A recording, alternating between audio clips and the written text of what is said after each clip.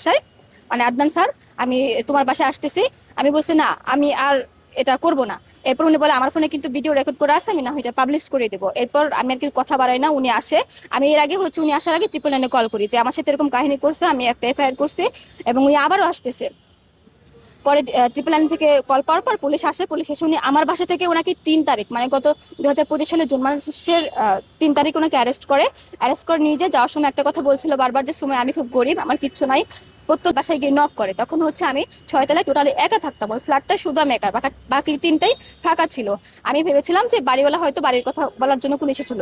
আমি দরজাটা খুলে অবাক হয়ে গেছি যে উনি কেন। উনি ঢোকা মাত্রই আমার হাত থেকে ফোনটা কেড়ে নেয়, এবং ওপরে যে সিট কিনে ছিল ও দরজার, ওটা আমার নাগালের সাধ্যের বাইরে, ওটা উনি লাগিয়ে দেয়। এরপর বলেছে যদি চিৎকার করো তাহলে যার জীবন চাস নাকি চিৎকার করবে।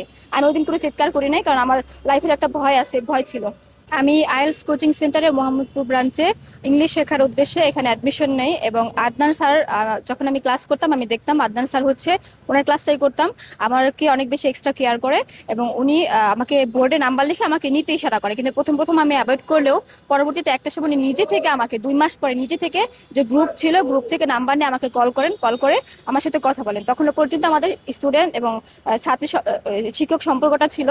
এরপরে হচ্ছে আস্তে আস্তে কথা বলতে বলতে ওনার প্রতি আমার একটা ভালো লাগা তৈরি হয়, এবং আমাদের সেম একটা ভালো লাগা তৈরি হয়। এরপর উনি আমাকে এক পর্যায়ে বলেন যে আমি তোমাকে বিয়ে করব, কিন্তু আমি সবকিছু আমার ব্যাপারে বলি, এবং উনি আমার মায়ের সাথেও কথা বলেন, আমার ব্যাপারে সবকিছু উনি জানেন। এরপরে একদিন আমাকে বলেন যে তুমি আলাদা বাসা ভাড়া থাকো, যেহেতু আমরা 1 সপ্তাহের মধ্যে বিয়ে করছি না, আমাকে বলেন যে আমরা বিয়ে করবো 1 সপ্তাহের মধ্যে, তুমি আলাদা বাসা ভাড়া থাকো। আমার নিজের বাসা থেকে, মানে আমার মা একটু চাচ্ছিল না আমি ওখানে বিয়ে করি, এই জন্য আমি আলাদা বাসা ভাড়া নিই। এবং হঠাৎ করে একদিন আমাকে উইদাউট ইনফরমেশন, ইনফরমেশন করেনি আমার। এরপর উনি চলে যায় ওই দিন। আমি পরের দিন সকালে ক্যানিগঞ্জ মডেল থানায় গিয়ে একটা মামলা দায়ের করি, এবং একটা মামলা হয়। এরপরে উনি আমাকে পরে আবার ফোন করে 2 দিন পরে যে সময় আমি আসতেছি। যাওয়ার সময় একটা কথা বলছিল বারবার যে সময় আমি খুব গরিব, আমার কিচ্ছু নাই।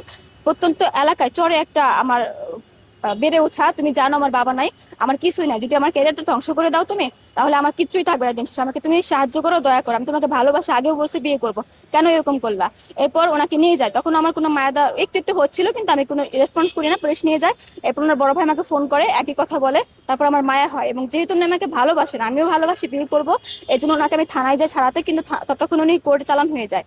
এবং আমি আমার নিজের টাকা ভেঙে, উনি আমাকে ফোন কলের মাধ্যমে যোগাযোগই ছিল, একটা নাম্বার দেয় অ্যাডভোকেটের সাথে কথা বলে ওনাকে আমি বের করি। অ্যাডভোকেট আমাকে বলে বিয়ে না করলে জামিন হবে না, আপনাকে বিয়ে করতেই হবে। তারপরও আমি বিয়ে শর্তে আর কি রাজি, ওনার জামিন হয়। এবং ওইখানে অ্যাডভোকেট বলতেছে, আমি বলছিলাম 2 মাস পরে বিয়ে করবো, যেহেতু আমার লোক নাই, আর উনি আমার সাথে আগেই অনেকগুলো খারাপ আচরণ করে ফেলছে। এরপরে বলতেছে না, আজকে বিনা করলে, আপনি যদি বিনা করেন আমি দিন শেষে ফেসে যাবো, যেহেতু আমি ওনাকে জামিন করাইছি, আমি ওনাকে বের করছি। এরপর ওই দিন আমাদের বিয়ে হয়, এবং আমার বাসায় উনি আসেন, ওই ভাড়া বাসায় উনি আসেন। সব ঠিকঠাক ভাবে চলছিল, মানে সংসার যেমন চলে আর কি, ভালো মন্দ মিলে চলছিল। মারছিল, আদর করছিল, আবার সরি বলছিল, বেশিরভাগ মারতোই আর কি। তবুও আমি সংসার করতে চাইছিলাম।